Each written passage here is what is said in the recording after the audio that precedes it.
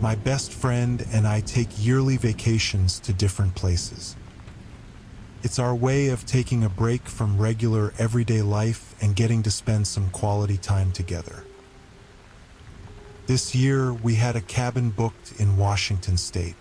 It was far out and described online as being quiet and peaceful, away from any other places or people. Most of our life is in crowded cities, so this sounded great for us. When we flew in, we walked to a grocery store to pick up what we needed, then took a taxi out to the cabin. We didn't rent a car because we knew we'd only be there for 3 days, so we wanted to spend it just at the cabin. If we changed our minds or needed anything else, we could always just order an Uber. The taxi ride was just over an hour from the town we landed in. Most of the drive was between huge mountain ranges and tree-covered landscape. It was really beautiful and got us both excited for our stay.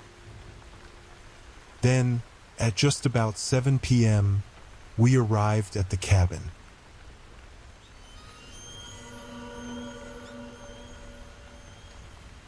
It was completely alone in the middle of the forest.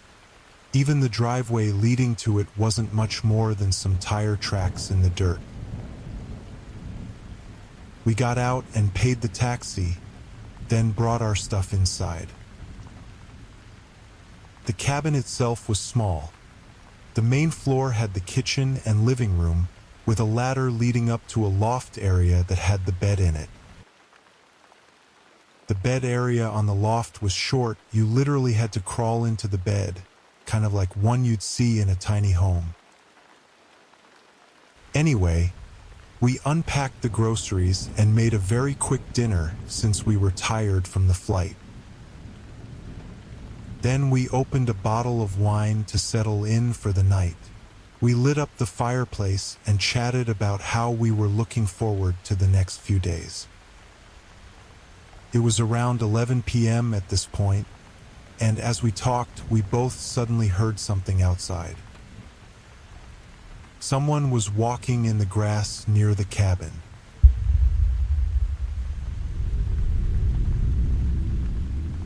It was loud too, like they were really close. My friend looked nervous, so I tried to put on a brave face and told him it was fine. I got up and looked out the window. It wasn't until then that I realized how dark it had gotten outside. I looked around, seeing nothing but large trees everywhere and pitch-black darkness around them. I told him I didn't see anyone, then went over to the front door and opened it, stepping onto the porch and turning on the outdoor lights. All I could really see out there was a small portion of the driveway, but I didn't see anyone there either. The forest was very calm and quiet too, so if they were still walking around, I felt like I would have been able to hear them. I went back inside and asked my friend if he heard the footsteps anymore, but he said the sound didn't seem to fade out. It just stopped suddenly from somewhere behind the cabin. My brave act was starting to fall through, and I told him to go up to the loft and stay quiet while I figured out what was going on. I went around and checked all the windows again, not seeing anything, so I went back to the front door. I was preparing myself to go back outside when a sudden thump shook the cabin. I looked up at my friend, who was looking up at the ceiling. Someone was on the roof of the cabin.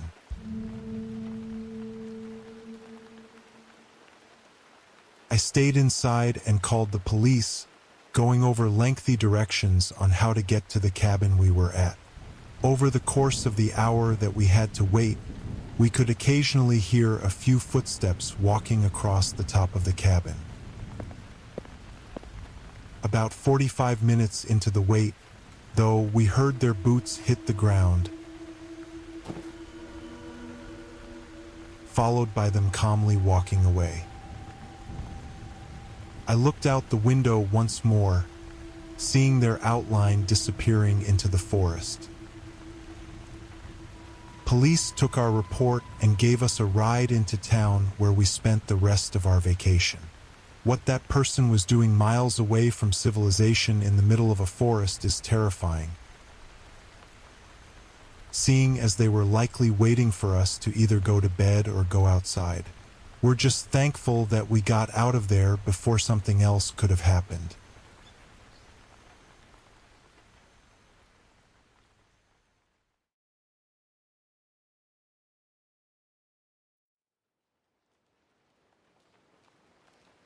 It was a rainy evening when I moved into my new house.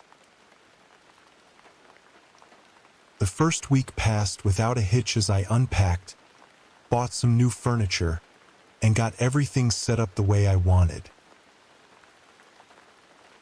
The main reason I moved was because I landed a work-from-home job, so having a quiet place to work was important. The house was far from others and provided a peaceful work environment. One morning, after making breakfast and sitting down to work, I heard a knock at the front door. I walked over and answered it. It was my neighbor, a middle-aged man with a friendly smile. "Hey, just wanted to welcome you to the neighborhood," he said warmly. "Thanks, I appreciate it," I replied, still unsure why he was here. He tried to make small talk for a minute before saying he was just checking in on me, then left. I went back to work, but that interaction felt odd.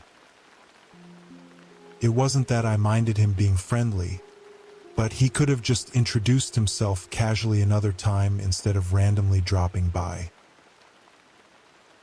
The rest of the day went by, and I had mostly forgotten about it. After dinner, I decided to go for a walk around my street. The houses were well spread out, so I never actually got a chance to see the other homes in the neighborhood up close. I walked for about half an hour, then turned back. As I rounded the corner toward my house, I saw a car parked on the side of the street. It wasn't directly in front of my house, but there weren't any other houses nearby. When I walked up and passed it, I realized it was the same car my neighbor had in his driveway when he greeted me earlier. But there was nobody in the car. Feeling a bit uneasy, I hurried up the driveway and went inside.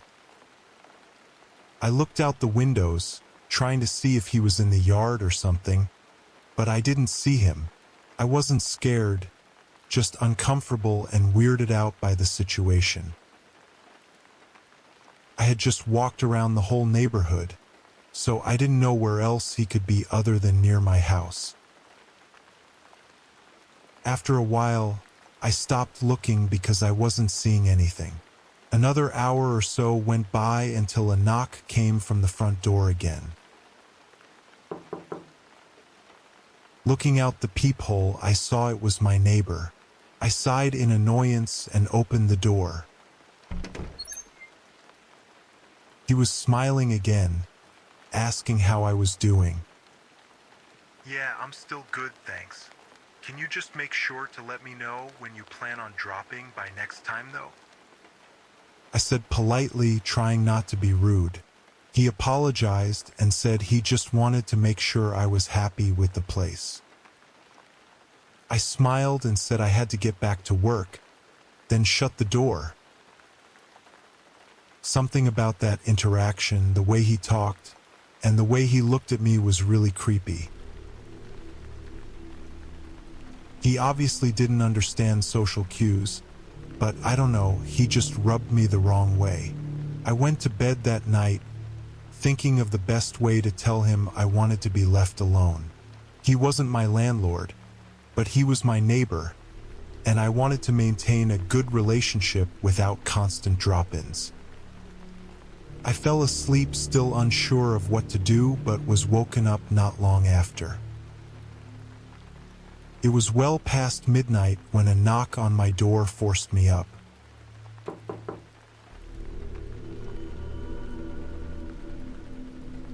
I turned on the lights and went downstairs, thinking that if it was my neighbor again, I would be furious. I checked out the peephole, and sure enough, it was him again. I swung open the door. "What are you doing here? You can't be here right now.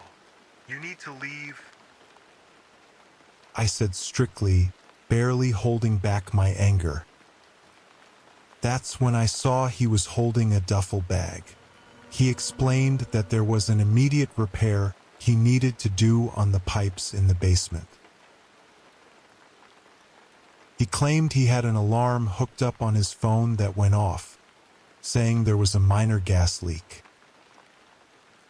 None of the alarms in the house actually went off though, so this was really suspicious. I told him I'd just call someone in the morning and went to close the door when he suddenly forced his way inside, pretending not to notice I was closing the door. I just stood there, not knowing what to say or do. He looked at me, now fully inside my house, and smiled. "It'll only take a minute," he said. He put down the duffel bag and asked me to follow him so he could show me the problem with the pipe. He opened the basement door and started walking down. I hesitantly followed down a few steps before I thought of something.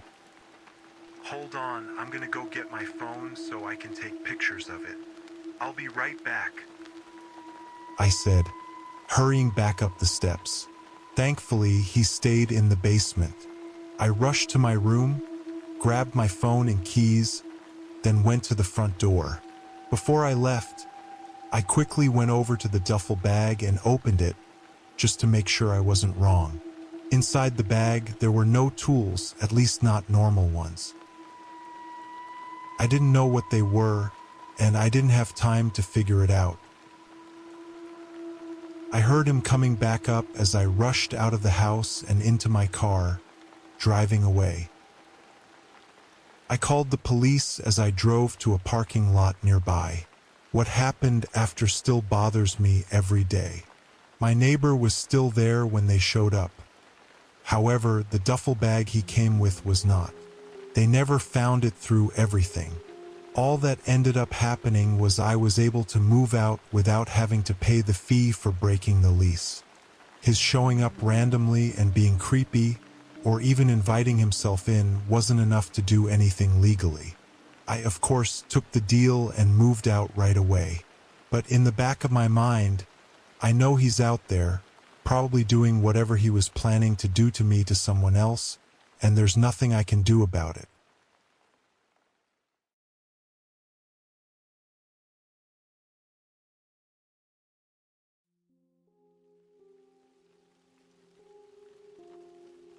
For several years, I've worked at an office building on the edge of town. It's an online news and journalism company, and I'm one of the web developers.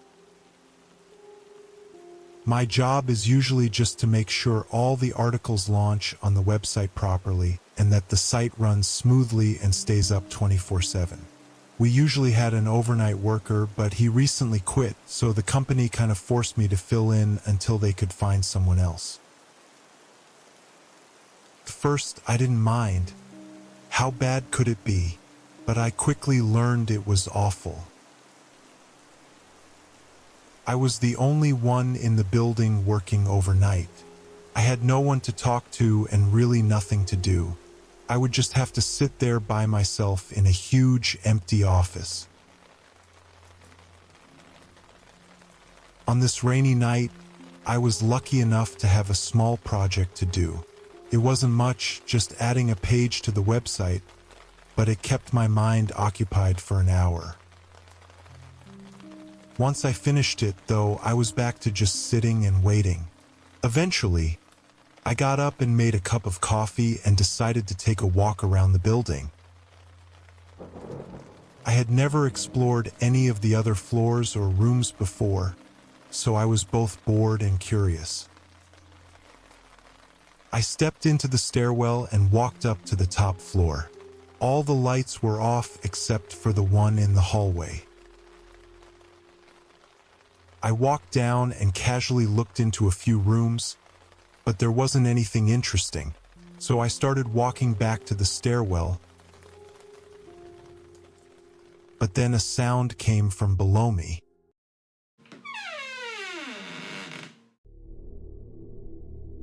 It was a door squeaking open, or at least it sounded exactly like it. I knew nobody else was in the building with me, so a chill ran through my body. I quickly calmed myself, though, and thought it was probably just a pipe in the walls or the building making some other sound.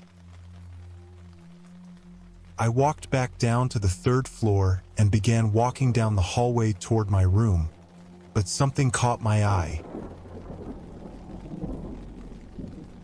A door to one of the other rooms was open. I don't know why, but I felt like I remembered all the doors being closed. I didn't know if this was my brain playing tricks on me or what, but for some reason, I just knew that door was closed. I walked over to it and looked into the room. It was a large office just like mine with rows of cubicles in the middle. All the lights were off, so only the thin line of light from the hallway seeped into the room. "Hello? Is someone in there?" I called out, but my voice echoed through the hollow room with no reply. Another chill ran through me, and I closed the door, then went back to my office and sat at my desk. I chugged my coffee and rubbed my eyes, trying to get my head together. I checked the time, and it was a bit past 2 a.m., so I just had a few more hours to get through. I ended up scrolling through my emails and wasted another 10 minutes before I heard it again.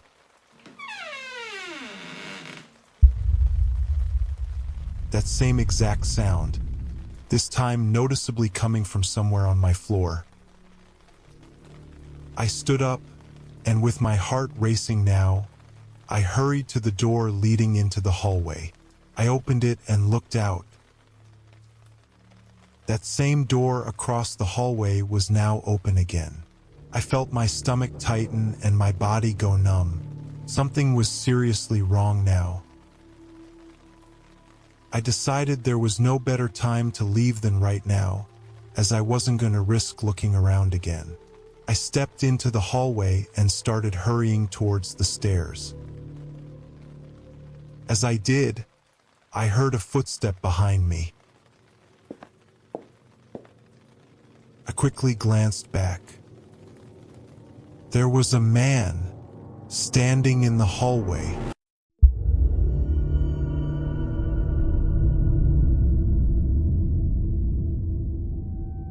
He looked disheveled, with tangled long dark hair and his eyes wide open, making him look completely insane. I ran for the stairs and continued all the way down to the bottom floor. I heard his footsteps behind mine for a second, but then it sounded like he stopped chasing. I called the police once I felt I was safe. What's crazy is I had eyes on the back door, and the main hallway camera could see the front door, but when police showed up, they couldn't find him inside the building. None of the doors were unlocked or broken either, so how he got in or out is a mystery. For the next couple of weeks, the company hired an overnight security guard, but I was still terrified. Every night, I would be constantly looking over my shoulder, thinking that man could have snuck back inside, and with no other info on him, there's no saying what he was trying to do.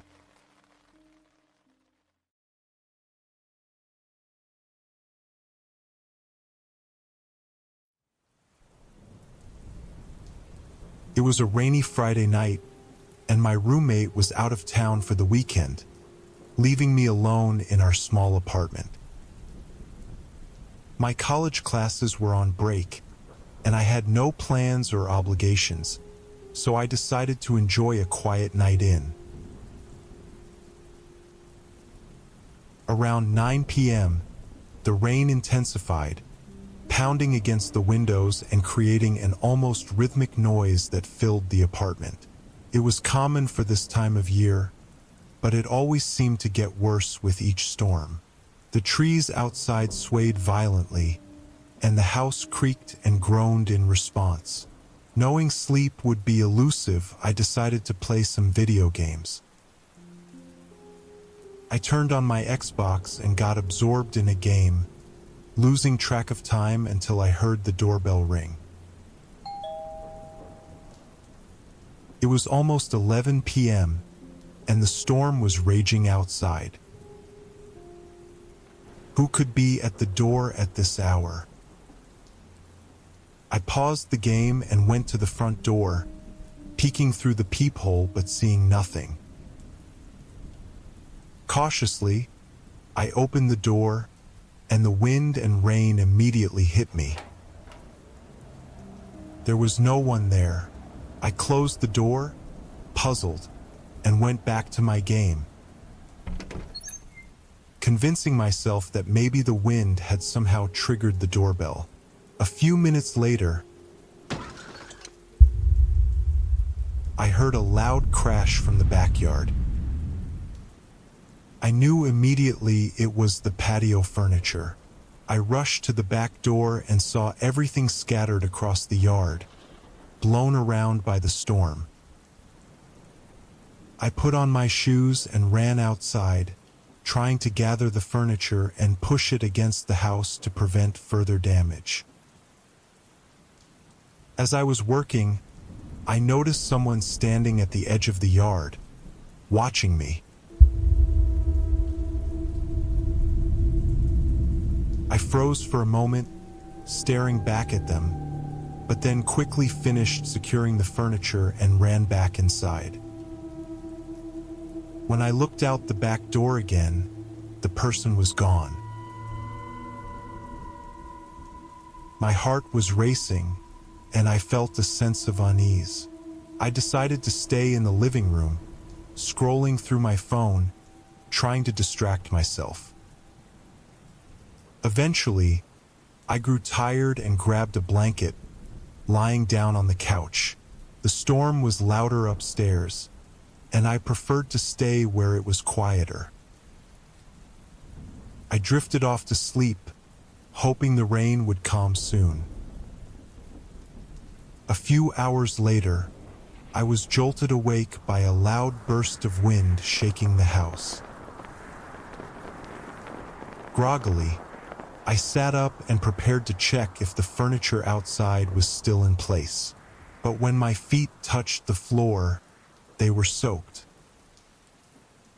That woke me up instantly. I looked down and saw puddles on the floor, leading in a line across the room. As I followed the muddy footprints with my eyes, realizing they led from the back door. Because I had forgotten to lock the back door.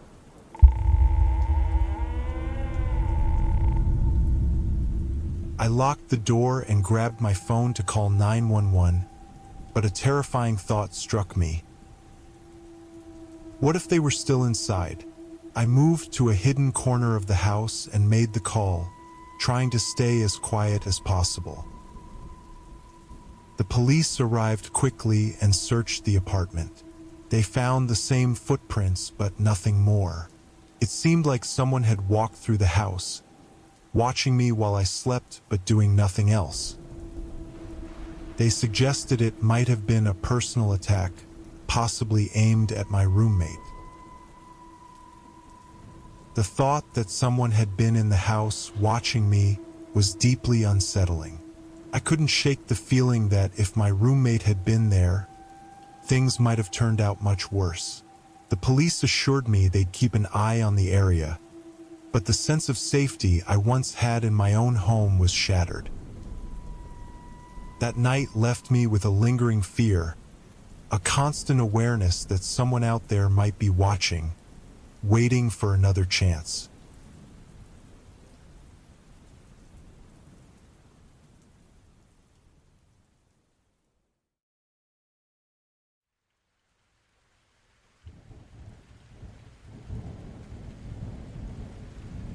I work at a small, locally owned bike repair shop in my town.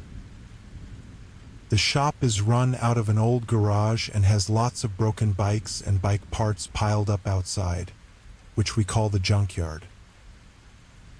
It's just a name we give it, but most of the junkyard is just bikes waiting for parts. My job for the past 2 years has been to order and keep track of stock that goes in and out. The best time to do this is when it isn't busy, so I work overnight. I guess I also act as a security guard since it's not uncommon for people to jump the fence and try to steal stuff from the junkyard. One rainy night, I got into work at 8 p.m. and talked to my boss for a bit before he left. Then it was just me in the garage. The sound of the rain hitting the roof was really noisy, but also calming in a way. I did my usual routine of going through the orders the mechanics had sent in and checking what had been used during the day.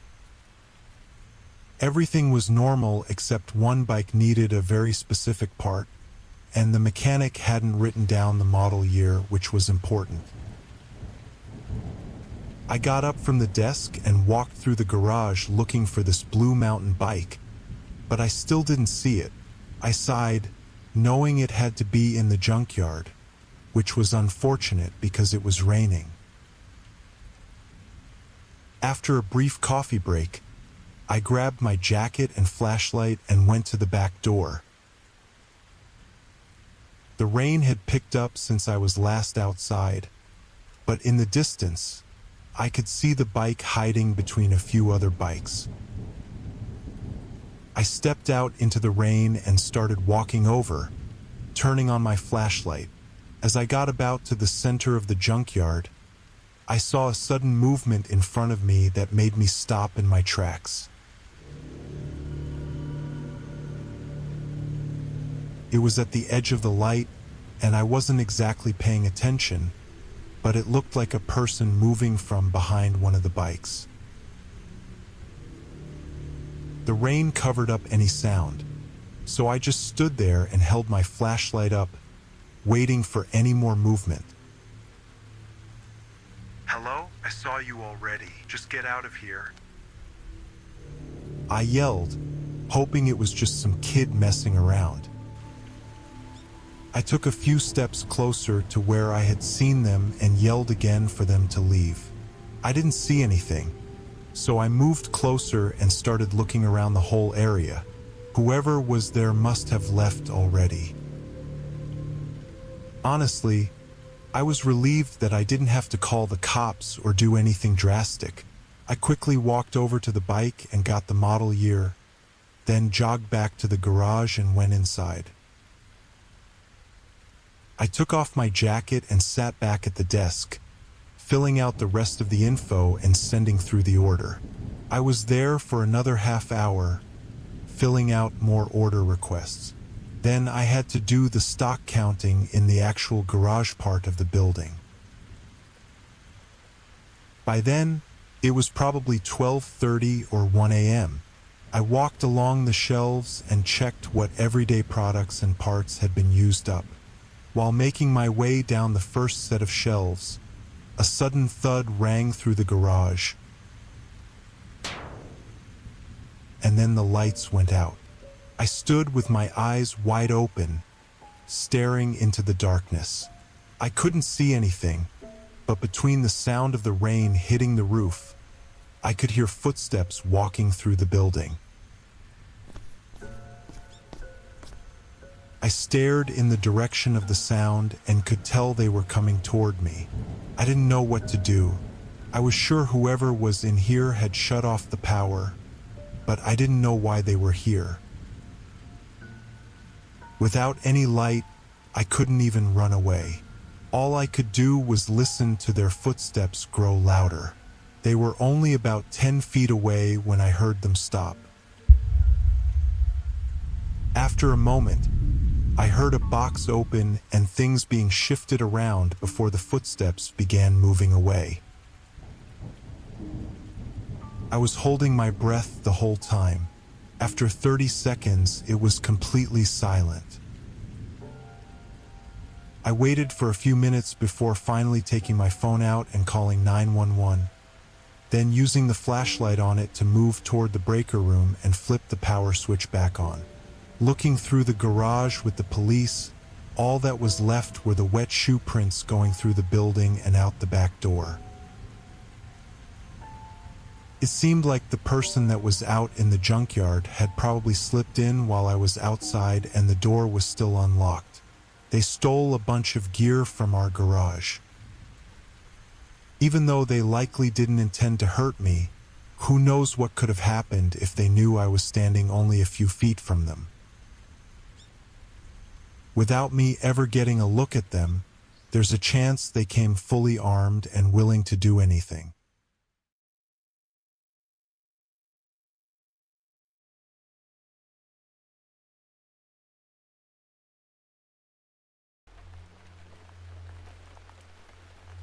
I work at a small retail store in a rainy town.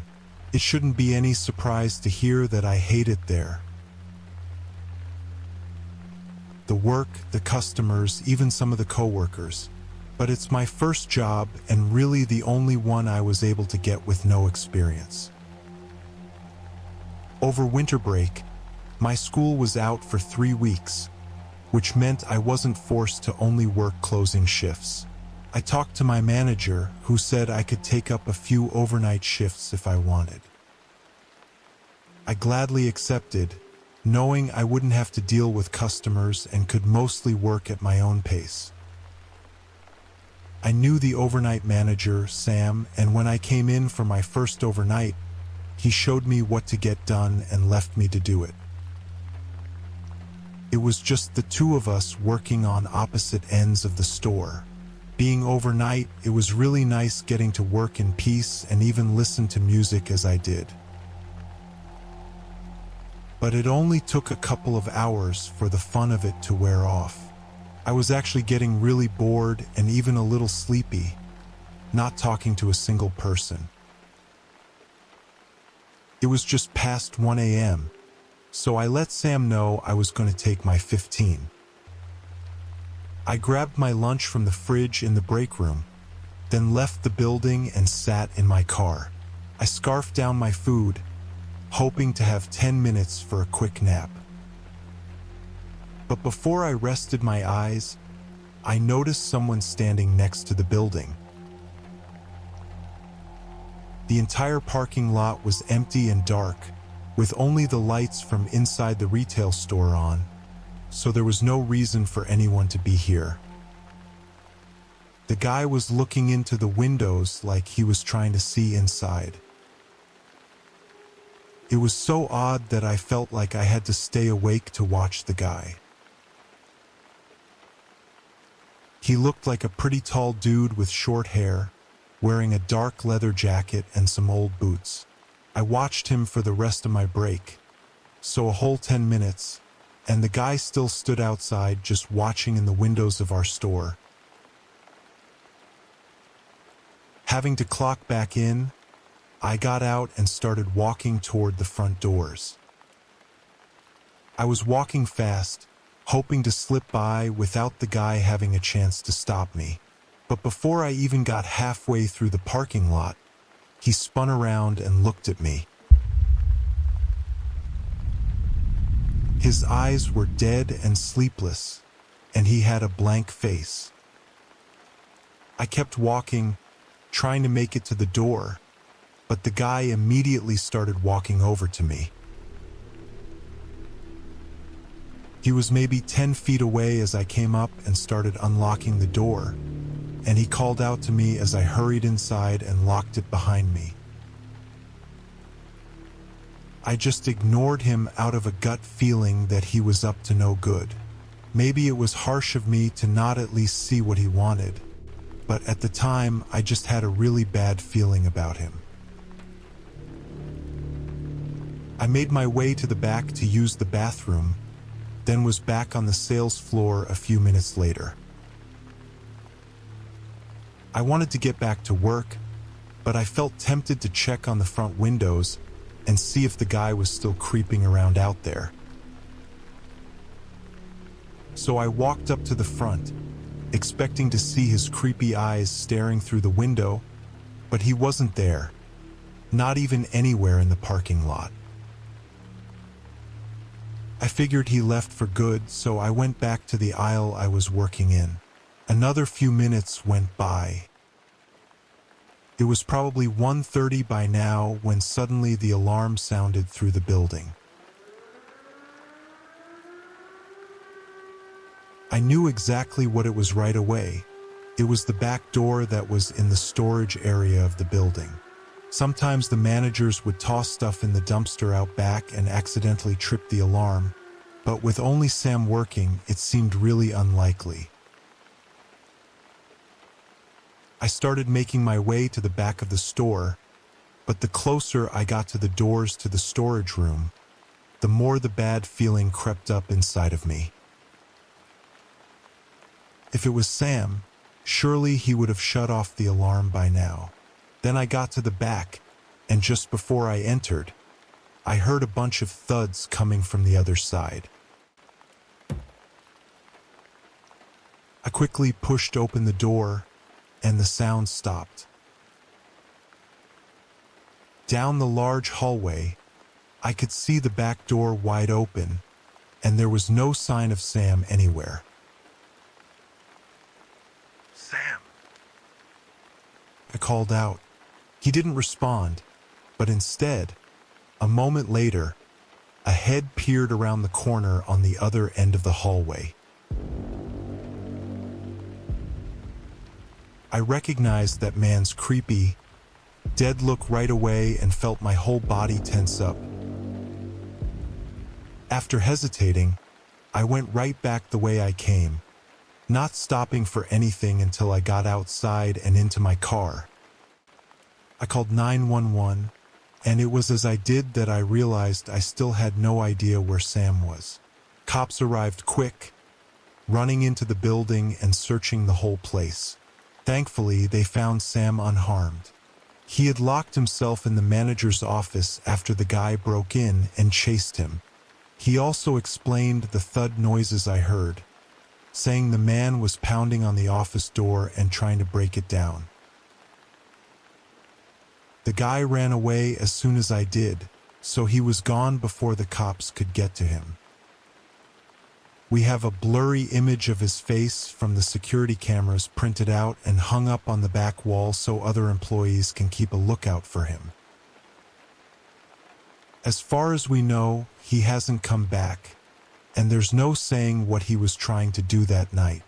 I'm just lucky that my gut feeling was working well that night.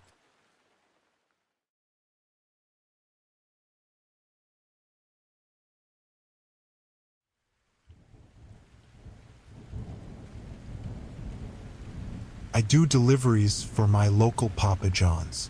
I'm in college, so this is just one of the few jobs I could choose. A few of my friends work here too, but we're all delivery drivers, so even when we have the same shifts, we don't really see each other. This happened to me last November while I was picking up some extra shifts before Thanksgiving.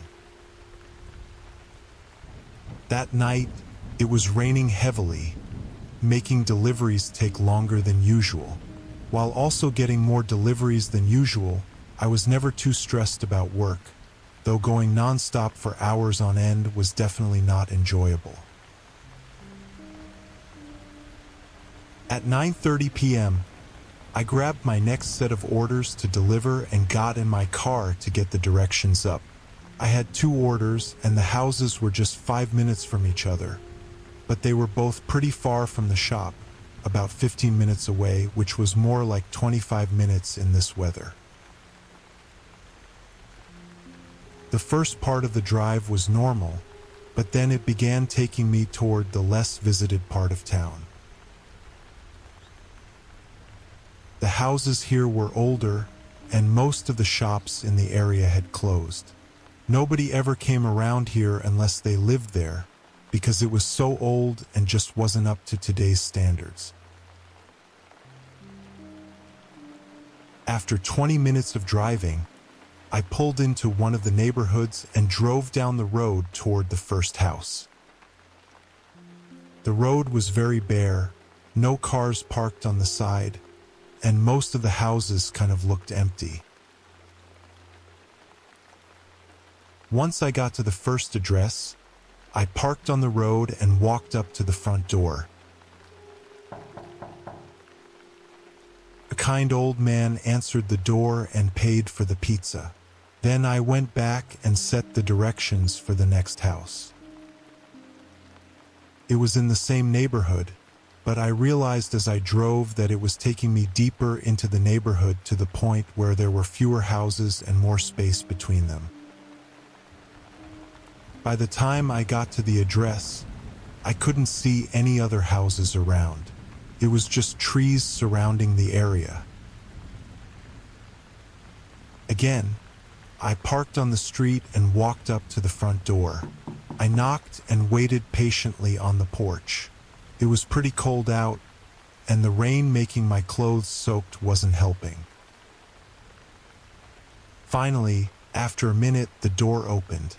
It was a middle-aged woman who looked like she'd just woken up. Her hair was messy, and she had tired, emotionless eyes. "I have your order here for 2 pizzas," I said, holding out the boxes and giving her the total to pay. She took the boxes and placed them on the table next to her, then told me to wait a moment for her to get cash. Another minute went by before she opened the door again. She started sifting through some cash, counting it slowly and trying to add it all up.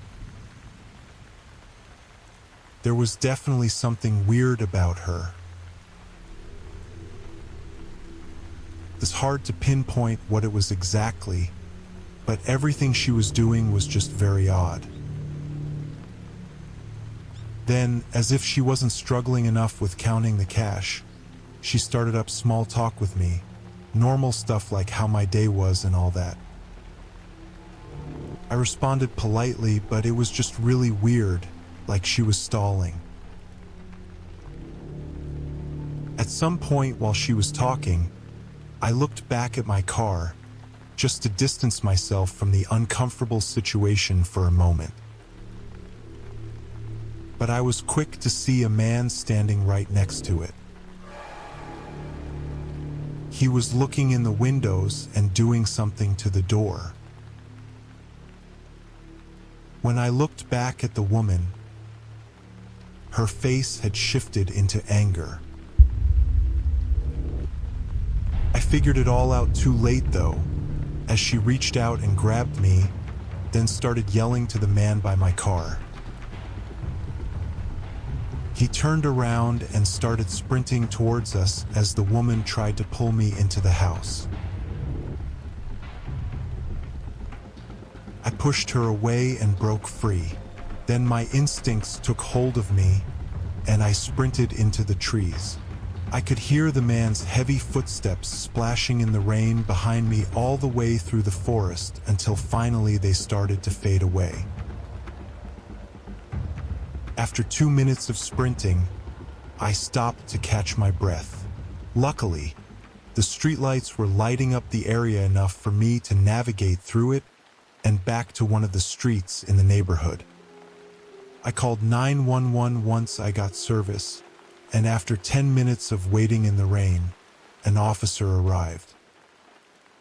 Another patrol car went to the house, finding the man outside in the act of trying to break into my car.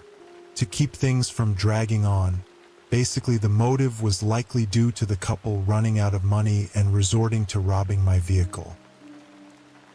The whole distraction was so that the man could rob my car without me ever knowing. But since I saw what he was doing, it's not really clear what they would have done. Maybe they would have just let me go, but it's obvious I would have reported them, so I don't think it's likely they would have. I'm just thankful for getting away unharmed and for being the first victim they tried it on before getting arrested and never having the chance to do anything to anyone else.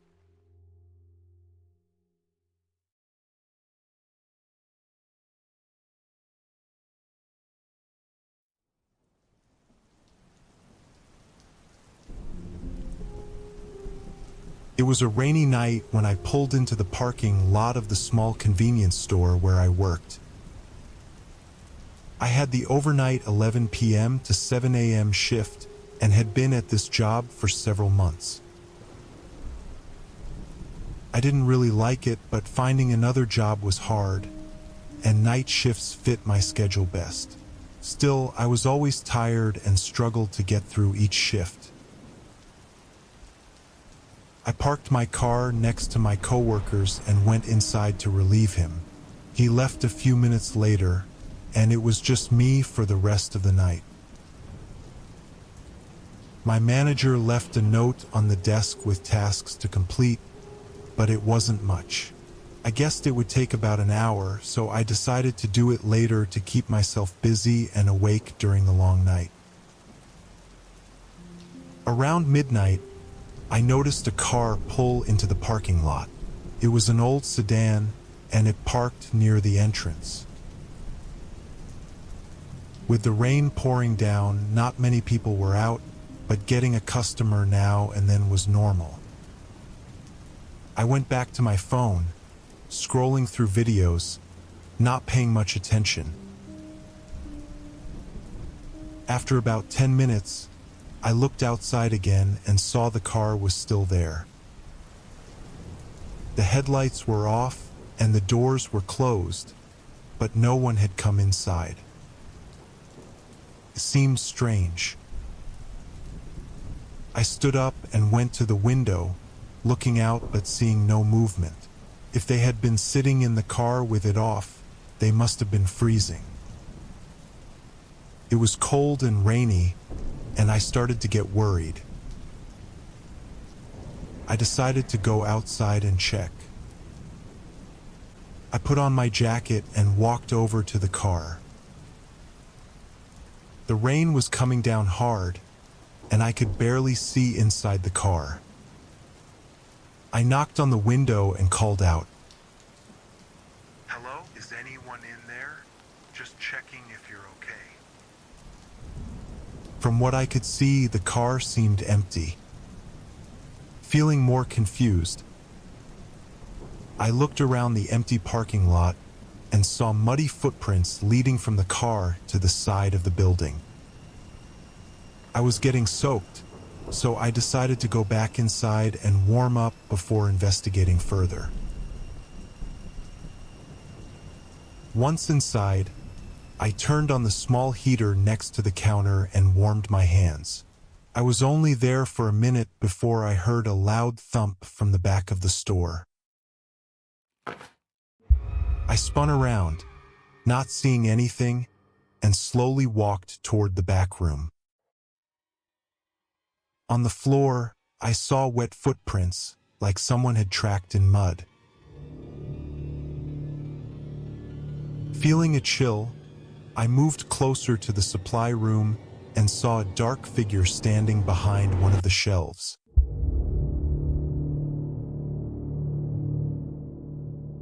The person was tall with broad shoulders and a large, scruffy beard. They were staring right at me. My heart raced, and I backed away slowly, too shocked to do anything else. I went back to the counter, picked up the store phone, and quietly called the police, whispering for help. The next 10 minutes were the most nerve-wracking of my life. I didn't hear or see anything from the supply room, which made it even scarier. The man never came out to confront me. When the police arrived, I told them where the man was. They searched the supply room but found no one. The man had vanished. There were muddy footprints leading to the back door, and outside, fresh tracks disappeared into the dark, empty lot behind the store.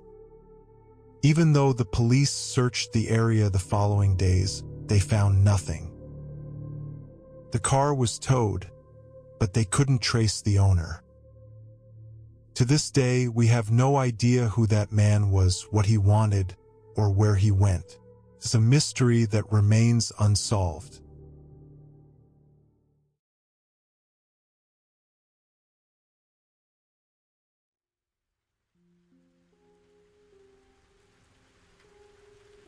My uncle had offered me to look after his house while he went on a business trip to Asia. My aunt and cousin had already moved out to stay with her parents, while my uncle had to wrap up some work before he could join them. Once he finished everything he had to do, he asked me to take care of the house for a few weeks. He knew how much I wanted to live alone, so he offered me this opportunity to experience it for the first time. He forbade me from inviting any friends over or spending too much time in the basement. I didn't understand why, but I assumed he didn't want me messing around with his work equipment stored there. After giving me many instructions on how to take care of the house, he left me with a fully stocked fridge and some emergency contacts before heading to the airport. I must admit that at the beginning, it was actually better than I expected. I didn't feel uncomfortable being alone, and I actually felt I could do whatever I wanted. Everything was going perfectly until the middle of the night when a noise woke me up. More surprised than scared, I got up quickly and looked around. There was nothing, just the darkness of my uncle's room illuminated by the faint glow of the streetlights outside. I looked out the window to see if it was still raining, and to my surprise, the storm had intensified. Rain was pouring down in sheets, and lightning occasionally lit up the night sky. As I stared outside, unaware of what was actually going on, I heard the same noise again. This time coming from the front door downstairs. My heart started beating faster. I thought possibly something had blown up against the door, but I wasn't sure. I went downstairs, turning on all the lights on the way, and looked out the peephole of the front door. Seeing nothing, I opened the door a crack, trying not to let the cold, damp air inside. To my horror, there were wet footprints leading straight to the door. I slammed the door shut and locked it, breathing heavily. Who the hell would be outside in this weather? I muttered under my breath, looking around the house as if to figure out what to do next. I ran over to the back door, looking through the glass. It was too dark and rainy to see anything more than a few feet away, but through the downpour, I could have sworn I saw a figure standing near the edge of the yard. It looked like a young woman, no older than 20. A brief flash of lightning illuminated the scene, and sure enough, there was definitely someone standing there. I was scared but also worried for the girl. I ran upstairs to get my phone, then called 911 to report the person by my house. I stayed by the back window, looking out into the rainy darkness to see if the girl showed up again. but she was gone. When the cops showed up, I let them know the situation in more detail. We stood in the kitchen as I talked, but were interrupted by a quiet knock at the front door.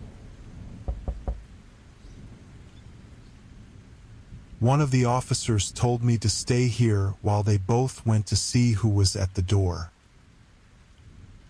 As the officer opened it, that same young woman from earlier was revealed. An officer brought her inside, clearly worried as she was soaked to the skin and shivering. The other officer stepped outside, looking around for anyone else, then closed the door behind him as he re-entered the house. The expression on the girl's face was hard to describe, as it just seemed totally blank. The officer was asking a lot of questions like where her parents were and what she was doing, but the girl barely spoke and seemed to just be lost, as in lost in the head, not really understanding what was going on. It was surreal, happening right in front of me, yet it didn't feel real at all. What girl just walks around in a storm in the middle of the night? Why did she knock on the door? Why was she alone and expressionless? We didn't get answers for weeks. By then, my uncle was back and no longer needed me to watch the house. Of the few words the girl spoke, she had told the investigators that the house I was at, my uncle's house, was where she lived. However, 2 weeks after I found her, another family positively identified the girl as their lost child from months ago. Keeping up with this news, my mind was spinning, but things continued to get stranger. Not even a month later, another missing person was found sitting in the street in front of my uncle's house while he was on another business trip. Apparently, there's no connection between the two missing people, but it seems a little too coincidental to me. It made me question everything, like why my uncle wanted nobody over and for me to stay out of the basement. Was he doing something I didn't know about? Why did he leave several days after his family left? Was he possibly keeping people somewhere? Obviously, I could be completely overthinking everything, but who knows? The cops checked the house after the first girl was found, and my uncle was compliant with everything. So, it could be a great coincidence of two missing people being found outside his home, or it might not be a coincidence at all.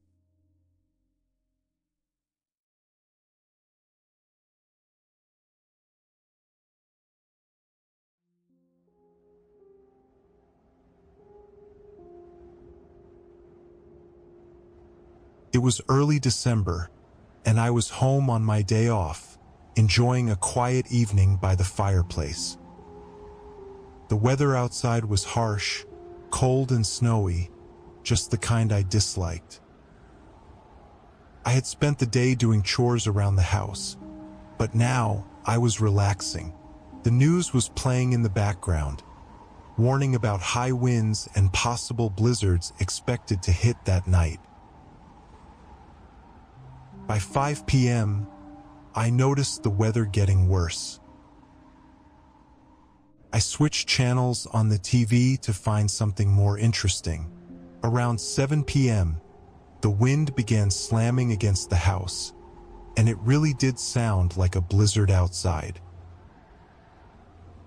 I went to the window facing the backyard to see how it looked.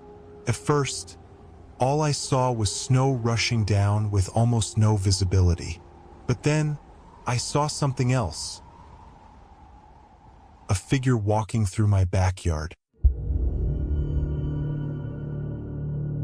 My backyard was pretty big and didn't have a fence, so it wasn't completely unusual to see someone there. But with the blizzard going on, it was definitely strange. The person was walking at a regular pace towards the end of my yard. I stayed by the window for a while, trying to see where they went and what they were doing, but they disappeared from sight. I felt a mix of concern and confusion. Who would be out there in such weather? I tried to focus back on the TV, but the thought of the person outside kept nagging at me. About 5 minutes later, there was a knock at the door. I went over and cracked it open. Standing there was a man in a heavy winter jacket. His nose was bright red, and his face was pale white like he'd been out in the cold for a long time. I immediately thought he might be the same person I saw in my backyard. "How can I help you?" I asked. Through chattering teeth, the man let out a humble smile and said he was waiting for a ride to pick him up.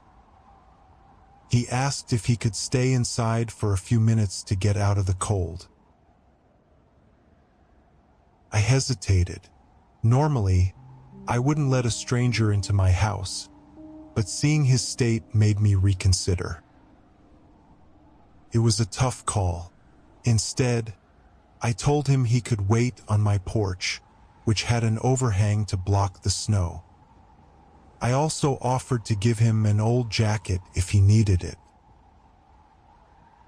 The man didn't look thrilled but nodded and sat on a chair on the porch. I closed and locked the door, then went upstairs to grab the old jacket. It was way too big for me and in bad condition, but I figured it would help. As I was about to unlock the door and hand him the jacket, something made me pause. I leaned over and looked through the peephole. The man was now standing right up against the door, with his hand on the handle, as if ready to push it open the moment I unlocked it. My heart started racing. I took a couple of steps back and quietly pulled out my phone to dial 911.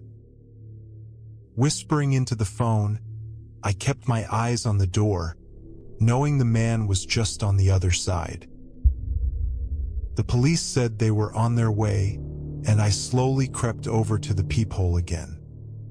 But the man was gone. He wasn't on my porch or anywhere in the front yard. It was like he knew I had called the police and vanished. The police arrived shortly after, but there was no sign of the man anywhere. I never saw him again and was left wondering what he might have done if I had opened the door. Hopefully, he never comes back.